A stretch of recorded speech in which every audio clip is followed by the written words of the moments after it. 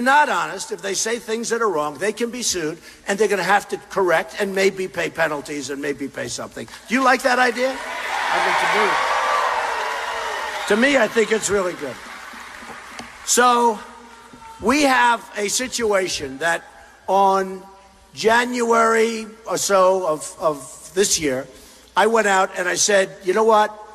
We are making progress like I've never seen before. But January from the previous year, I was really mixed. Do I do this? Do I not do it? I gave up a lot. I gave up a lot of deals that are good deals that I do just automatically. I gave up The Apprentice. I mean, I'm not doing The Apprentice. They came to me, the head of Comcast, a great guy, Steve Burke, came up to my office, said, Donald, would love you to renew, would love you to renew. I said, Steve, I can't do it because I'm going to run for president. I think. He said, you're not going to run, you're not going to run, you're going to do it, you're not going to run. I said, I really think I'm going to run, but you can never be sure. Because let me tell you, to do this takes guts. To run for president, I'm not a politician, to run for president takes guts. And I didn't know, correct. He said it very well.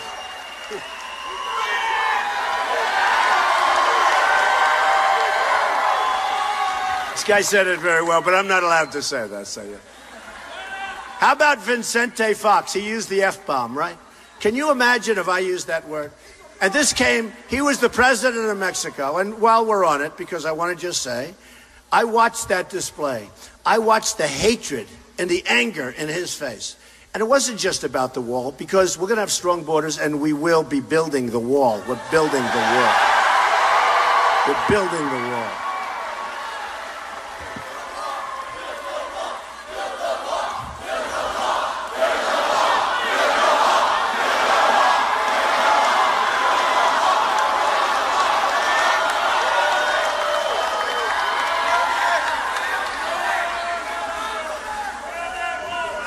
We're building the wall 100%. We're building the wall. Okay. We need the wall. We need the wall. You know what? People are going to come into our country, but they're going to come in legally. Legally, they're going to come. They're going to go through a process, and they're going to come in. We're going to have great people coming into our country, but they come in legally. So anyway, I watched this guy, and I saw it on television, and he said, he was talking about paying, because who's going to pay for the wall? Who? Mexico's going to pay. So these politicians come up. What do you mean, Donald? Mexico's not paying for the wall. They don't have a clue. They are so bad. I'll tell you what. If for some reason God said it's not going to be you, it's going to be one of these people, you might as well give up. Never going to happen, folks. They don't even know what I'm talking about. The other day, Ted said on television, we're going to build a wall. First time I said, where did that come from? My wife came to me and said, Ted Cruz just said we're going to build a wall. Where did it come from? Then Rubio the other day, little Marco, he said, we're going to build a wall. We're going to build a wall. Oh, these people, they're never going to take you to the promised land, folks. It's not going to happen. They're never bringing you to the promised land. But they come up to me at the beginning and they said, you're not serious about a wall. It can't be built. I said, really? China, 2,000 years ago, built a 13,000-mile wall, right? Think of it. The Great Wall of China, still standing, very strong, very big, very powerful. China built that wall 2,000 years ago. It's 13,000. We need 2,000 miles, but really 1,000 because we have a lot of natural barriers that we don't have to build. So we need 1,000 miles. China has 13,000 miles, but I'm going to make my wall even higher than China's wall. We're going to make it big. We're going to make it so beautiful. It's going to be the most beautiful wall because you know what's going to happen? They're going to say, let's name it the Trump wall, and I want it to be really good looking, okay? But much more importantly, it's going to be a wall that works. It's going to work, and it does work. And if you want to ask, you just ask Israel. Walls work if you do them right. We build these walls, they're like a joke. They build ramps going over the wall. They load up their trucks with drugs. They go over the wall. I don't even know why they don't just knock it down. You ever see the pictures of the ramps where they build ramps going over the wall? It would be cheaper to just knock down the wall. This is the kind of stuff we do. So here's what happens. So Vicente Fox, who was the past president, was so angry. And he says, there's no way Mexico is going to pay for the you-know-what wall, right? And he was the anger. And I realized that anger wasn't about the wall. That anger was about how dare somebody question Mexico because they get their way. How dare they question Mexico? How dare they come and say, we have to do this or we have to do that? Folks, we're the United States. We're the United States. And I'll tell you what, we are not taking this stuff anymore from all these countries that are ripping us and laughing at us. We have stupid leadership. We have incompetent leadership, and we're not taking it anymore. And I watched that guy, and he was so angry that somebody would suggest that Mexico's going to pay for the wall, but he was so angry that there was actually, like, somebody would be talking back to Mexico. I have a great relationship with Mexico. I have a great relationship with Mexico people and with Hispanics. In fact, I employ tens of thousands of people. Tens of thousands of people. Are you back there, darling? Who's protesting? Anybody? Oh. Get out of here. Get them out. Get them out. Get them out.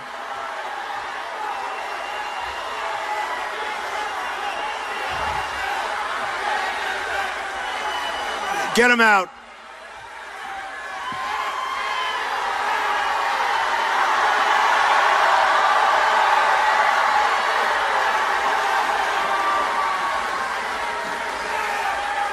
All right. So he just got on television. He's happy. Just got on television.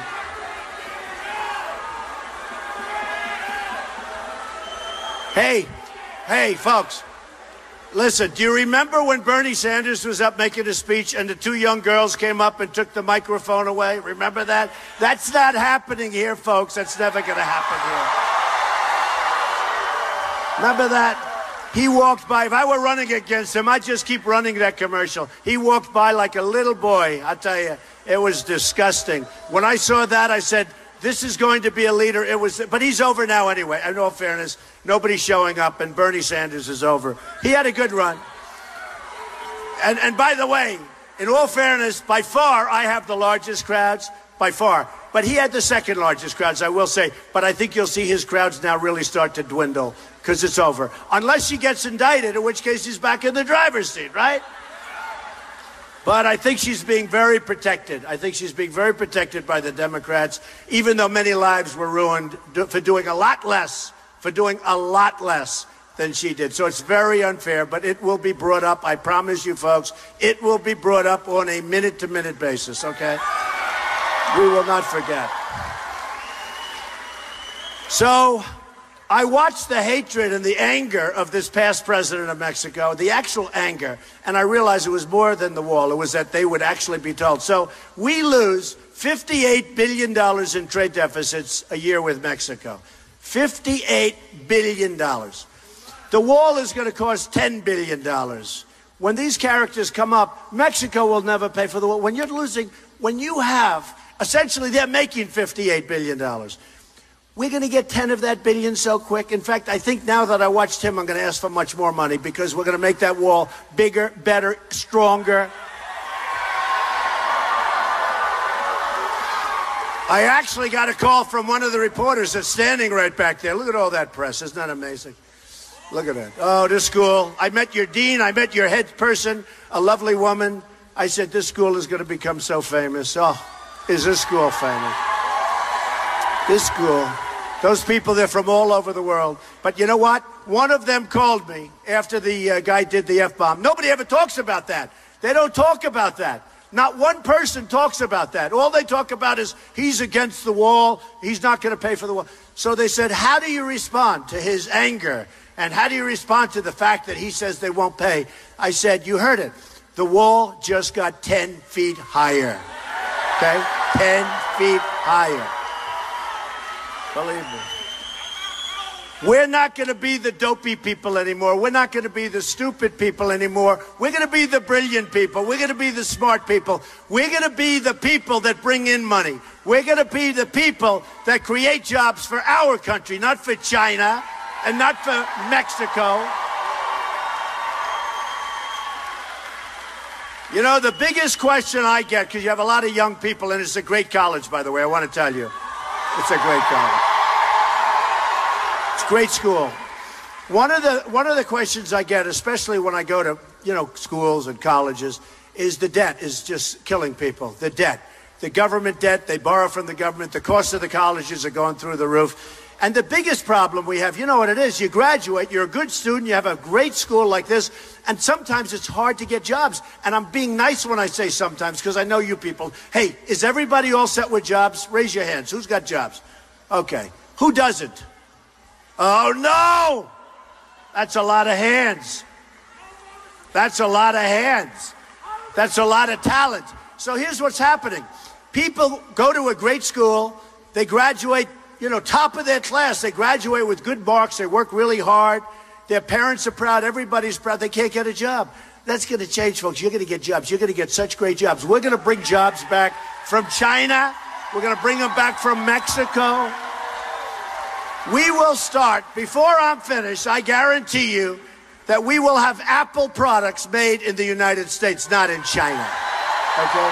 I guarantee it. And plenty of other companies. We had a case the other day. I was very vocal about it because I think it's disgusting.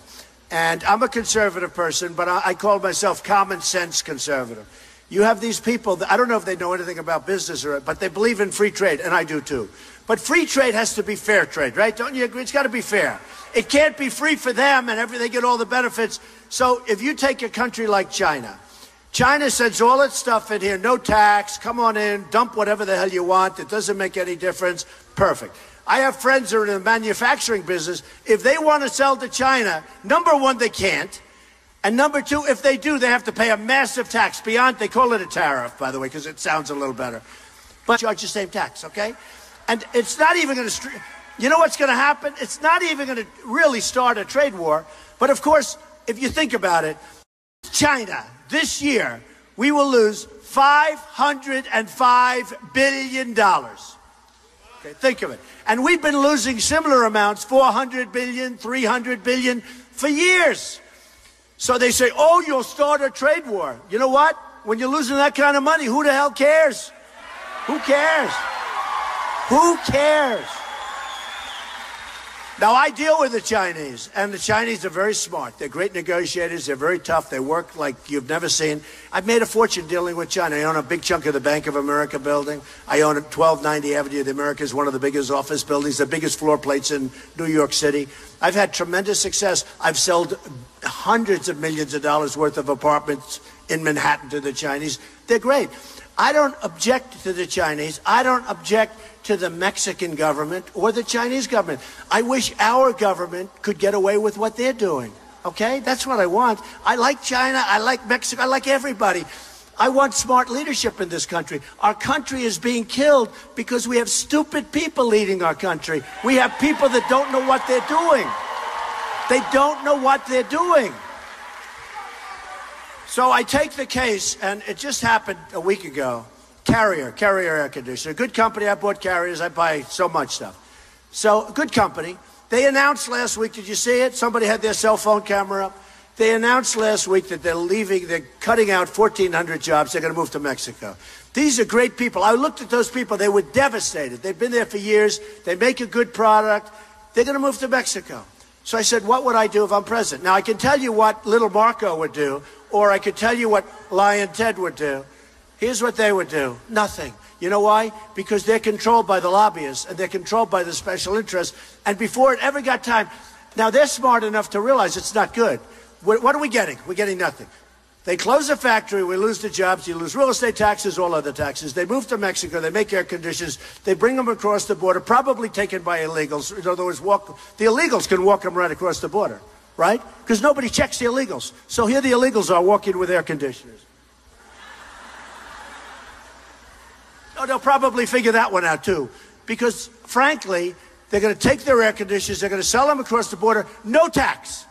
So tell me, how are we helped? The answer is we're not helped, okay? I went to the Wharton School of Finance, good student and all of that stuff. You all have good educations. Some of you don't. You don't need education to know this.